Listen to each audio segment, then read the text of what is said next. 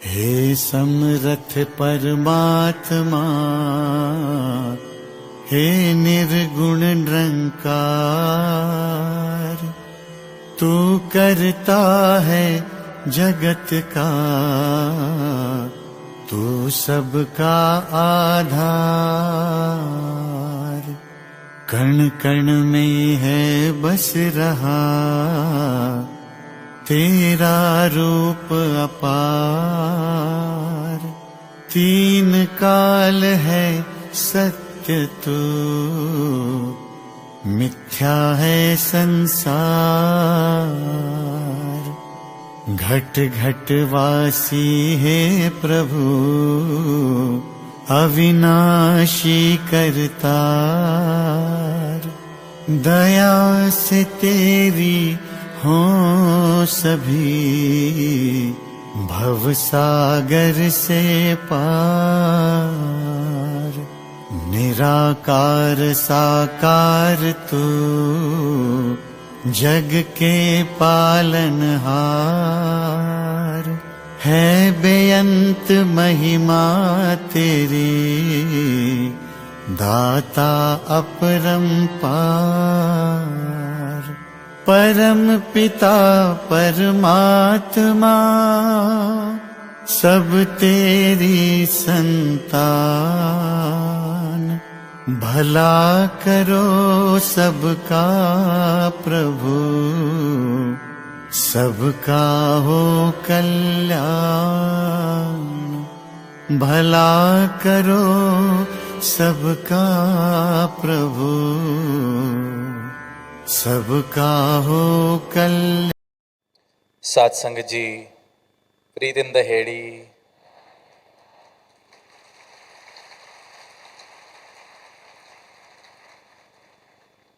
अनमोल सुलंगल, स्नेह तोड़ परियुत, प्रेम तो पंडित दान, प्रेम से कहना दान। साध संगत जी, ये दक्षिण भारत का ये समागम जिसका आनंद हम सभी ले रहे हैं और अनेक भाषाओं में भक्ति भरे भाव हमने श्रवण किए।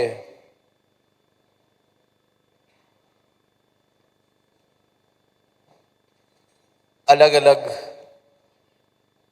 उम्र, नौजवानी की, बाल अवस्था या एक बुजुर्ग अवस्था, सबने इस प्रभु परमात्मा निरंकार की ही बात की और सद्गुरु के उस उपकार की बात की जिससे ये परमात्मा हम सबके जीवन में आया। अभी भी ये जो चंद भाषाओं में कहा गया कि प्रेम से कहना, तो क्योंकि हम सब वाकिफ हैं कि ये एक ही बात कही जा रही है, तो चाहे उस भाषा से राब्ता है या नहीं, पर ये बात समझ पाए कि क्या कहने की बात की जा रही है प्रेम से। धन निरंकार, ये निरंकार, ये परमात्मा जो कण कण में है, जर्रे जर्रे में है, पत्ते पत्ते में है, जो सब में है और जिसमें सब है, ये धन्य है। इसकी जितनी महिमा गाई जाए उतनी कम। इसलिए हर मौके पे जब अवसर मिलता है तो भक्त कहता है कि धन निरंकार। और ये मातृ शब्द, ये शब्दों की तरह सिर्फ उच्चारण ना हो, पर जब भी ये रचना को मौका मिले धन निरंकार कहने का, तो हम एहसास भी कर सकें कि ये निरंकार प्रभु परमात्मा धन्य है। ये जितनी महिमा गाई जाए उतनी ही कम है। और ये सद्गुरु ने परमात्मा, ये निरंकार जीवन में, ये सत्य जीवन में जो मुझे दिया है, ये उतना ही सत्य है जितना वो उत्तर में सत्य है, उतना ही दक्षिण में सत्य है। जितना पूरब में सत्य है उतना ही पश्चिम में सत्य है। जितना कन्नड़ भाषा में सत्य है उतना हिंदी भाषा में सत्य है। जितना मलयालम में उतना ही तमिल में। तो ये वो सत्य है जो युगों युगों से एक रस स्थिर परमात्मा मेरे जीवन में आ गया। ये निरंकार प्रभु मेरे जीवन में आ गया।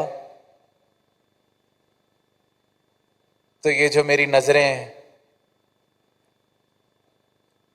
माया को सब कुछ समझ के बैठी हैं, या मैं अपनी एग्जिस्टेंस को सब कुछ समझ के बैठा हूं, तो मुझे सत्य समझ आता है कि वाकई ही बाकी सब तो नहीं रहना, बाकी सब तो एक मिथ्या है, झूठ है, इल्यूजन है। The only truth that exists, the only thing that is worth calling true is this formless निरंकार। क्योंकि इसी से हर चीज की शुरुआत और इसी में सबने समा जाना है। तो ये भेद जब जीवन में खुल जाता है, ये ज्ञान सिर्फ किसी नॉलेज की बात नहीं की जा रही, किसी जानकारी की बात नहीं की जा रही। ये ब्रह्म ज्ञान जब सदगुरु जीवन में देते हैं तो मेरी नज़र हर पल में, हर जर्रे में इस परमात्मा के दर्शन करने की क्षमता रखने लगती है।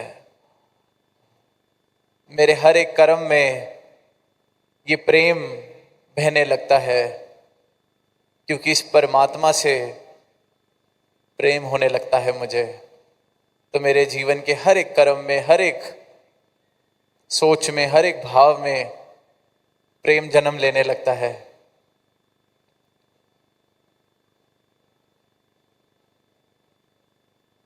पर इंसान परमात्मा के विषय में, धर्म के विषय में बहुत सारी भ्रांतियां बना बैठता है।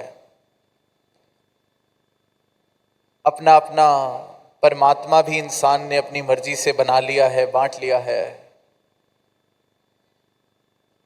किसी को लगता है कि एकांत में इस परमात्मा को पाया जा सकता है। किसी को लगता है कि कोई किसी खास वक्त पर सो के या उठ के इस परमात्मा को पाया जा सकता है। किसी को लगता है कि कोई पीड़ा उठा के, कोई त्याग तप करके ही इस परमात्मा को पाया जा सकता है। जैसी जिस स्थान की मान्यता, जैसी जिस स्थान की संस्कृति, सबने परमात्मा के विषय में उस प्रकार की ही मान्यता बना ली है। पर जब ये सच जीवन में आता है तो बात समझ आती है कि इस परमात्मा को तो मेरी तरफ से किसी तप त्याग का मोहताज तो ये परमात्मा हो ही नहीं सकता। जो समय को बनाने वाला है उसको मैं किसी समय में कैसे बांध सकता हूं कि सुबह सुबह या रात को या दिन के इस घड़ी ही इस परमात्मा को अगर याद किया जाएगा या इसकी महिमा गाई जाएगी तो इसको रिझाया जाएगा। जिस परमात्मा ने समय बनाया, मुझे बनाया, मैं खुद उसको कैसे सीमित कर सकता हूं? ये तो मेरी अपनी, इंसान की अपनी सीमित सोच का प्रमाण है। ये तो प्रूफ है, एविडेंस है कि इंसान कितनी ज्यादा सीमित सोच रखता है कि परमात्मा, असीम परमात्मा जो इस सृष्टि का कर्ता धर्ता, उसको भी मैंने अपनी मान्यता के हिसाब से घड़ी में बांध लिया, कर्म कांड में बांध लिया। तो ये मान्यताएं, ये भ्रांतियां अक्सर फिर दीवारों का कारण बनती हैं, क्योंकि मान्यताएं सबकी अपने अपने हिसाब की। जो उत्तर से आए उनकी अपनी मान्यता, जो पहाड़ों में रहने वाले उनकी अपनी मान्यताएं, जो फिर दक्षिण में हैं उनकी अपनी मान्यताएं, जो पश्चिम में हैं, फिर जो विदेश में हैं, बस इसी प्रकार इंसान इन भ्रांतियों की वजह से, इन मान्यताओं की वजह से एक दूसरे से दूर, प्रेम से दूर बस बढ़ते ही जा रहे हैं। हर कोई ये प्रयास कर रहा है कि दूसरे को समझा सके कि जिस बात पे मैं विश्वास करता हूँ वो ज़्यादा सच्ची है। तुम अपना विश्वास या अपनी मान्यताएं छोड़ो, मेरी बात मान लो। और ये बात मानने मनाने के इस चक्कर में जो प्रेम, जो सच हमें एक दूसरे से बांधता है, एक दूसरे से जोड़ता है, हम कहीं ना कहीं उससे दूर होते चले जाते हैं और इंसान इंसान से ही नफरत कर बैठता है, दूर हो बैठता है। पड़ोसी छोड़िए, कितनी बार तो घर के अंदर देखते हैं कि 4 जनों का परिवार और आपस में ऐसी दूरियां बन जाती हैं क्योंकि मुझे लगता है कि मैं सही हूं और सामने वाले को लगता है वो सही है। अब जीवन जीते हुए, इस जीवन को अनुभव करते हुए कुछ चीज़ों पे तो ये बात मानी जा सकती है कि किसी को कुछ ठीक लगा, किसी को कुछ ठीक नहीं लगा, किसी को किसी प्रकार का खाना पसंद आया, किसी को किसी प्रकार का खाना पसंद आया। ये माया रूपी बातों में जो इस शरीर के लिए बनी है, इस मन के लिए बनी है, वहाँ तो ये भेदभाव आ सकते हैं, वहाँ तो ये डिफरेंस ऑफ ओपिनियंस हो सकते हैं, पर ये परमात्मा जो है ही एक, जितना मुझ में उतना आप में, जितना किसी और में, जितना मेरे पड़ोसी में उतना ही मुझ में, तो ये कैसे फिर दूरी का कारण बन सकता है? तो इस बात का अगर जवाब ढूंढते हैं तो सिर्फ एक ही शब्द समझ में आता है, वो है अज्ञानता। कि मैं वाकिफ ही नहीं हूं, जिसको मैं पूज रहा हूं, जिसकी भक्ति मैं करना चाह रहा हूं, जिसको मैं खुश करना चाह रहा हूं अपने अच्छे कर्मों से, अपने अच्छे जीवन से, उसको मैं जानता ही नहीं और अपने ही हिसाब से मैं सच को बनाए जा रहा हूं और अपनी मान्यताओं में और पक्का हुआ जा रहा हूं और इंसान इंसान से दूर होता जा रहा है। तो इस दूरी को मिटाने का सिर्फ और सिर्फ एक ही तरीका, एक ही हल, कि सच को जीवन में शामिल कर लिया जाए। सदगुरु के ब्रह्म ज्ञान द्वारा जब मैं इस सत्य को देखता हूं, इस परमात्मा के दर्शन तत्व रूप में करता हूं, तो फिर मान्यताओं की गुंजाइश ही नहीं बचती। अगर आज सुबह के समय या भी रात्रि के समय हम सब बाहर खड़े हो जाएं, तो इस बात पर विश्वास करने की जरूरत नहीं होगी कि बाहर अंधेरा है, सूरज ढल चुका है। अगर हम बाहर जाएंगे, हम इस बात पर विश्वास की गुंजाइश नहीं करेंगे, हम सब मान जाएंगे कि हाँ बाहर अंधेरा है, हम सब देख सकते हैं। तो इस बात पर लड़ाई भी नहीं हो पाएगी कि कोई कहेगा कि अंधेरा नहीं है या कोई कहेगा अंधेरा है, क्योंकि सबको बराबर दिख रहा होगा अंधेरा है। और वहीं सुबह सूर्य उदय के बाद अगर हम बाहर खुले मैदान में खड़े हो जाएं और एक दूसरे के साथ इस बात पर चर्चा करें कि मुझे लगता है कि सूरज उग गया है, तो हम सब कहेंगे इसमें लगने की क्या बात है, सूरज तो उगा हुआ है, रोशनी हम सब देख पा रहे हैं, इसका एहसास हम सब कर पा रहे हैं। तो मान्यताओं की गुंजाइश नहीं। फिर कोई कहेगा कि मेरा मानना है कि सूरज उग गया है, तो ऐसी बात की कोई खास गुंजाइश महसूस नहीं होगी, क्योंकि सब कहेंगे कि मानने की क्या बात है, सूरज तो उगा हुआ है, हम सब के लिए बराबर उगा हुआ है। तो मसले खत्म, दूरियां खत्म, मान्यताएं, इनकी जरूरत खत्म। तो वहीं अगर इस परमात्मा के दर्शन भी जब हो जाते हैं, तो फिर ये मान्यताओं की, भ्रांतियों की दीवारें गिरने लगती हैं, क्योंकि हम सब कहेंगे कि ये अंग-संग है, आप में है, मुझ में है, हमारा सच्चा रूप जिसके हम सब अंश हैं, ये परमात्मा है। और युगों युगों से सदगुरु ने यही ब्रह्म ज्ञान मानवता को, मानव को दिया है और एकत्व भरा जीवन सबकी झोली में डाला है। when we say no one, believe in one, become one, कि इस एक को जानो, एक को मानो और एक हो जाओ, तो ये सिर्फ और सिर्फ मेरी अज्ञानता के कारण मैं इस एकत्व को नहीं देख पा रहा। एकत्व तो स्थापित हुआ ही हुआ है। परमात्मा हर एक में बराबर बसता है, ना कोई ऊंचा है ना कोई नीचा है। पर मेरी आंखों के आगे, मेरे मन के ऊपर भ्रांतियों की धूल जमी हुई है, अज्ञानता का चश्मा चढ़ा हुआ है। इसलिए शायद ये कहना पड़ता है कि एक को जानो, एक को मानो, एक हो जाओ, क्योंकि अपने सच से, अपने इस एक से, एक रूप से इंसान इतना दूर हो चुका है, इसको भूल बैठा है। इसलिए फिर सदगुरु इसको बार बार याद दिलाते हैं ये कह के कि एक को जानो, एक को मानो, एक हो जाओ। और जिसने इस एक को देख लिया, फिर एक हो जाना तो अपने आप ही होना है।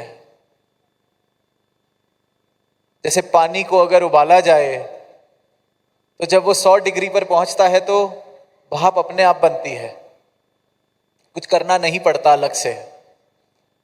उसी प्रकार जब इस परमात्मा को जान लिया, देख लिया, तो एकत्व तो स्थापित हो ही जाना है। जैसे सबने सूरज के दर्शन कर लिए तो सबने मान ही जाना है कि रोशनी है, सूरज उगा हुआ है। लड़ाई का या दूरी का या मन मुटाव का कोई कारण इस विषय पर रह ही नहीं जाता। इसी प्रकार एक छोटी सी कहानी हाल ही में सदगुरु माता जी ने साझी की अपने विचारों में, कि गुरु ने अपने शिष्य को कहा, जो उनकी सेवा करता था, उनके पास ये ब्रह्म ज्ञान की दात लेने आया था, अपना जीवन अर्पित समर्पित कर रहा था ताकि एकत्व को हासिल कर सके। पर उस शिष्य की जो आंखें थीं, उनमें कोई इस प्रकार का दोष था कि उसको दो नजर आते थे, दो दिखाई पड़ते थे। तो एक दिन गुरु उसको कहते हैं कि वो जो किचन के अंदर रसोई में एक शहद की बोतल पड़ी है, आप मेरे लिए उस शहद की बोतल को ले आइए। तो शिष्य जाता है और वापस आता है, लेकिन खाली हाथ वापस आता है। तो जब गुरु पूछते हैं कि कहाँ है वो शहद की बोतल, तो आगे से जवाब देता है कि वहाँ 2 शहद की बोतलें हैं, मैं कौन सी शहद की बोतल लेके आऊं। तो गुरु आगे से कहते हैं, काम करो, एक बोतल को तोड़ दो और जो बोतल बच जाए उस बोतल को ले आना। अब शिष्य यही करने जाता है और फिर वापस आता है और फिर खाली हाथ। तो अब गुरु उसको देख के कहते हैं कि हाँ जी क्या हुआ। तो कहता है, मैंने एक बोतल तोड़ी तो दूसरी भी टूट गई। और वो हंस के उसको कहते हैं कि बस यही नजर बदलनी है कि ये एक नहीं, ये 2 नहीं, ये एक ही है। तो गुरुओं ने, पीरों ने, पैगंबरों ने इशारों में ही इस सत्य को समझाया है, बताया है। ऐसी सहज बातों से ही अपने सिखों को, गुरसिखों को, अपने शिष्यों को इस सच के राज, इस परमात्मा के राज बताए हैं। और जब ये कहानी सुनी और पढ़ी तो फिर यही भाव आए कि इंसान भी जो एक है, हर जगह एक है, बस ये अपनी आंखों का दोष है। ये मेरी मैं, ये मेरा जो माया को लेके जो रिश्ता है माया के साथ, ये अंधकार भरा चश्मा जो है, जो मुझे एक को भी 2 देखने पे मजबूर करता है। पर ये बात मैं समझता नहीं कि इस एक के बगैर तो ये दूसरा भी नहीं है, वो दूसरा तो सिर्फ और सिर्फ परछाई है। तो जब ये एक इस प्रकार दिखने लग जाता है, जीवन में आ जाता है, तो वाकई हर पल में इस एक के दर्शन जब होते हैं तो सुकून, जिसकी बात हम आज सुन रहे हैं, इस सुकून भी जीवन में सहज में ही आने लगता है। और अक्सर हम सुकून शब्द को बड़े आम शब्द की तरह इस्तेमाल करते हैं, पीस की, पीस, और सेंटेंसेस में हम कह देते हैं कि I want some peace. Give me some time, I want some peace. तो ये सुकून, द पीस विद इन, जिसकी बात सदगुरु माता जी कर रहे हैं, इनके संत कर रहे हैं, ये कोई पल दो पल के पीस की बात नहीं कर रहे कि भाग दौड़ बड़ी जिंदगी और कहीं शांति से 2 मिनट बैठ गए या एक दिन काम काज से अपना मुंह फेर लिया तो उस एक दिन का पीस, उस एक दिन की शांति, ये पल पल में सुकून की बात कर रहे हैं। ये आवाज दे रहे हैं हर एक इंसान को कि ऐसा जीवन जीना संभव है जिसके हर पल में सुकून की लहर दौड़ सकती है, सुकून की धारा बह सकती है। ऐसा सुकून जो आपसे फिर कोई ले नहीं सकता, क्योंकि वो सुकून किसी परिस्थिति पर निर्भर नहीं है कि आज बाहर धूप है तो सुकून कम हो गया, हवा चली तो सुकून आ गया, बाहर कोई मुझसे नाराज है तो सुकून चला गया, कोई मेरी वाह वाह कर रहा है तो सुकून आ गया। ये ऐसे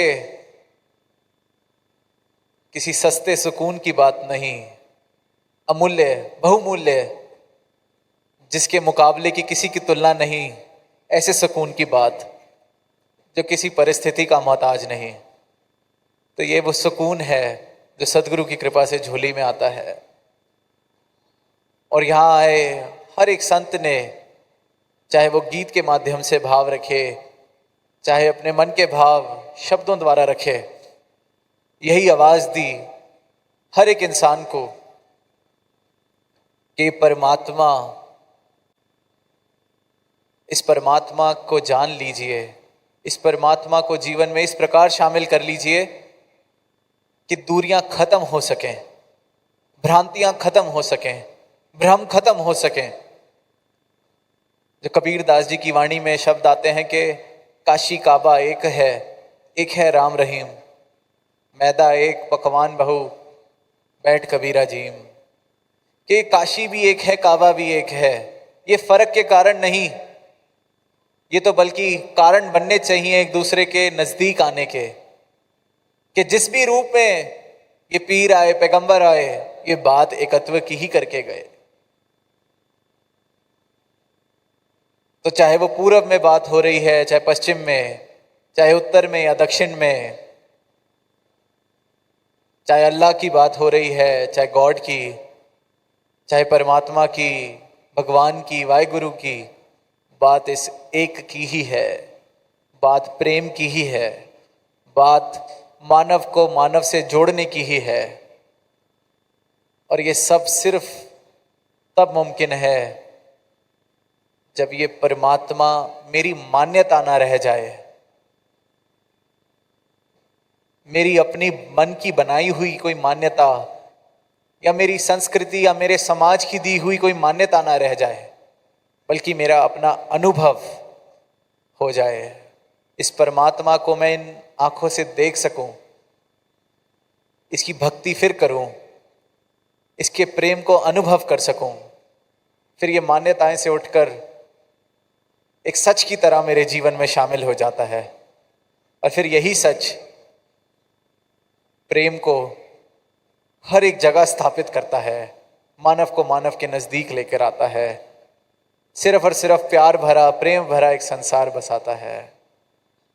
तो दास और शब्दों का सहारा ना लेते हुए इन्हीं शब्दों से आपसे आज्ञा लेगा। प्रेम से कहना,